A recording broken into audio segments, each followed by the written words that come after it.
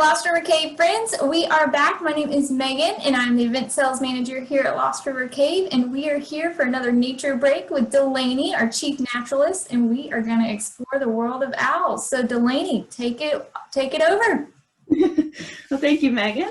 Today I'm here actually with 3 of our taxidermy owls that we have, as well as some bones from other owls.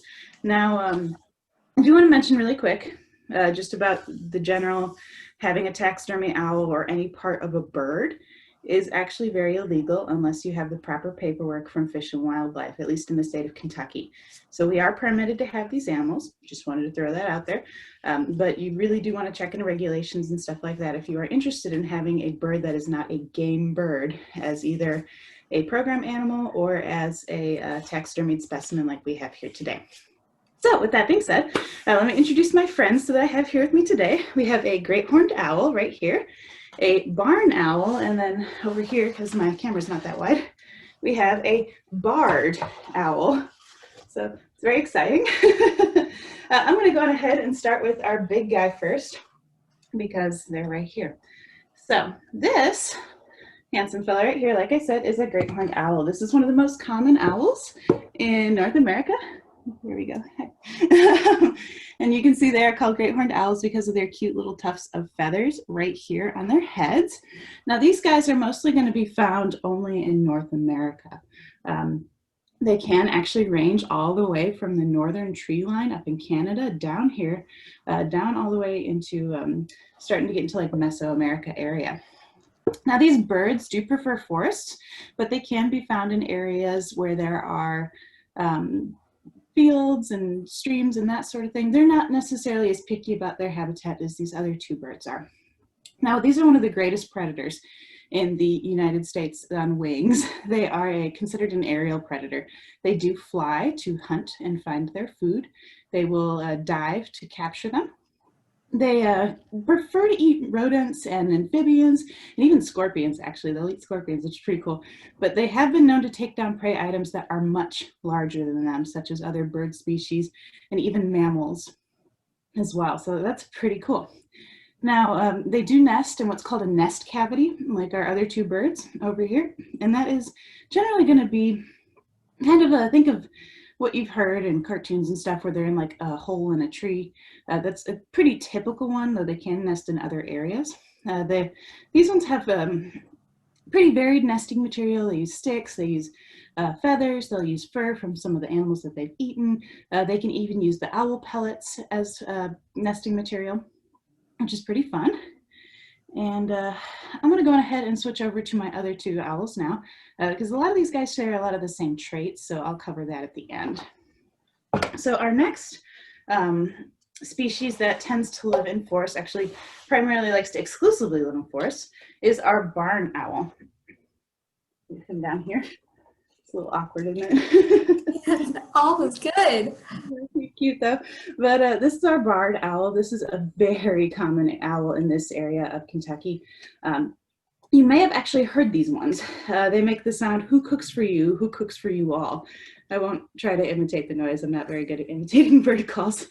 But this handsome little fella tends to live in forests. They love living in forests that tend to surround water. So like floodplains with forest around the edges of them, or our case here in the valley at the cave, we actually have a mated pair of barred owls. And we even see the owlets in the springtime sometime, which is pretty cool. They're so cute and fluffy. But these guys prefer to eat rodents, just like our other owl. They can eat other animals as well, but they primarily will eat rodents. Now, these guys have a different hunting method than our great horned owl and our barn owl. They prefer to actually sit in a branch in a tree and wait to see their food item. And then they'll actually drop out from the tree branch and capture them from there, which is pretty fun. Now, I imagine you can see why they're called the barred owl, with their lovely chest feathers there that help camouflage them from one of their greatest predators. This guy right here. One of the biggest predators is actually the great horned owl for these guys, because they will eat the young, they will eat the eggs, and they have even been known to capture and kill adults. So these guys, big predators in the forest. Now, moving back over to our beautiful barn owl. This lovely lady, I'm pretty sure it's a girl. Bird experts out there, you feel free to correct me, but she has lovely spots all over her chest like that. The heavier and denser the spots are typically indicates that it's a female. It's not always correct, but it's a pretty good indication. Now, barn owls are a lot of the owls that we find in like folklore and mythology in this area because they're so silent and ghostly white on their bellies and their wings, which is what people typically see when they look up, that they have a lot of interesting superstitions associated with them. But these animals are incredible predators. They actually are one of the most, I wouldn't say feared, but efficient predators in the natural world in the United States. Now, they can be found from basically where Canada meets the United States all the way down into Mesoamerica where it meets South America. So they have a pretty big range, which is pretty neat. They do not sound like other owls at all. They make a horrible screeching noise. It's a pretty intense noise. I highly suggest you look it up to hear what these guys sound like. Now, with the name barn owl, it gives you a pretty good idea that they like to roost in structures, which they can. They do enjoy roosting in barns and old buildings. Some of them even actually live in the Yankee Stadium, which I think is pretty funny. But they also enjoy living in nest cavities just like our other birds. Now these guys can use their nest cavities year round. Some other owls don't actually like to do that. They just use them for nesting exclusively. These guys can roost in them. They'll come back to the same nest cavity year after year. It's pretty neat. Now their nest material, unlike the other two, which is like sticks and leaves and other soft, nice things for nests, their nests are almost exclusively owl pellets. Which is pretty interesting. They will cough up an owl pellet, which if you don't know what that is, that's when they eat like a mammal, like a mouse, and they don't digest like the fur and the bones. And instead of passing that through their digestive tract, they will essentially regurgitate it. And that little pellet is called an owl pellet. It is an awesome way to identify what they eat and what their diet is. You might have dissected one in like a science class or something. I think it's pretty fun. But regardless, they will use that lovely little pellet and they'll crush it underneath their feet. And that makes their nice happy nest for their nice happy home. Now these beautiful, beautiful animals, as you can see, have this dish-shaped face, and that really helps actually direct sound towards their ears. Their ears are not like our ears, where they're directly across from each other in our skull. Their ears are offset, so one is higher, one is lower, and that really helps them pinpoint sound. They can actually find mice underneath a foot of snow and accurately detect them and grab them. These guys can hunt very, very well by just sound or even sight alone at night, which is very impressive. They are actually the most accurate nighttime predator that has been recorded for capturing prey, which is pretty cool. Barn owls especially. And this guy, you'll pretty much only see at nighttime. The great horned owl, you can actually see them hunting during daytime occasionally. And the barred owl, they're out during the daytime. I don't know necessarily if they hunt during the daytime. I can't really find any data on that. But this guy, nighttime only. Now, some fun, interesting owl facts. I'll put this guy right here so I don't knock him over. So you may have seen an owl turn their head almost 180 degrees, almost all the way around. There's a good reason for that. That is because owl skulls, all right, so their eyes are so big that they take up so much room in their skull, and they need room for their brain, you know, that they can't move their eyeballs in their head like we can. They don't have the room for those tendons and that stuff to develop. So they have adapted by moving their skull around where they need to see it to go. So we can't do that because we can move our eyes. Now these guys also, you might have seen an owl sit there and then they kind of do the cute little head bob thing that you might have seen in some videos or something. That is them actually trying to assess depth. Since they don't have the movable eyes, their binocular vision, sometimes that can be difficult to assume where the depth of something is. So they will bob their heads to try and figure out where stuff is. Now, another fun thing is their beaks. These are incredibly strong beaks. They're excellent at tearing apart rodents and that sort of thing, things that they're trying to eat, or if they needed to get into smaller pieces for their young, stuff like that, or if they're eating something really big like these guys can. It's really helpful. It's like a knife on their face, essentially. Helps them cut stuff into size that they need. Another really fun thing with owls is their feet. So I've got two owl feet here. They're both from a barred owl.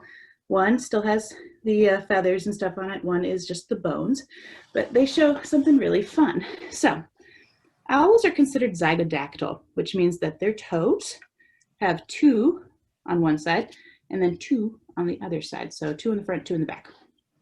And that is actually just to help them capture their prey. This is a really great grip. So it's basically like a claw from like one of those machines that you can get toys and stuff out of. Basically, that's what this is. Makes it incredibly easy for them to grasp their prey. But sometimes they don't need to grasp their prey. Sometimes they need to hold onto a branch or walk on the ground. They can move one of their toes. So they can switch a toe forward. You guys can see which one it is here. It's this one that's kind of sticking out funny.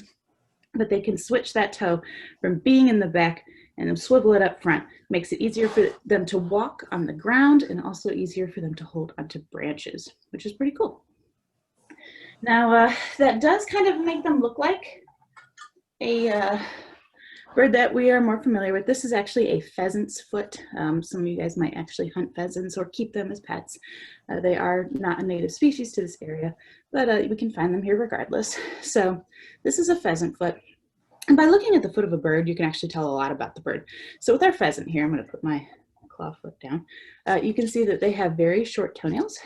Their little toenails are very short. They're broad shaped. They're kind of like little baby shovels on the bottom of their foot.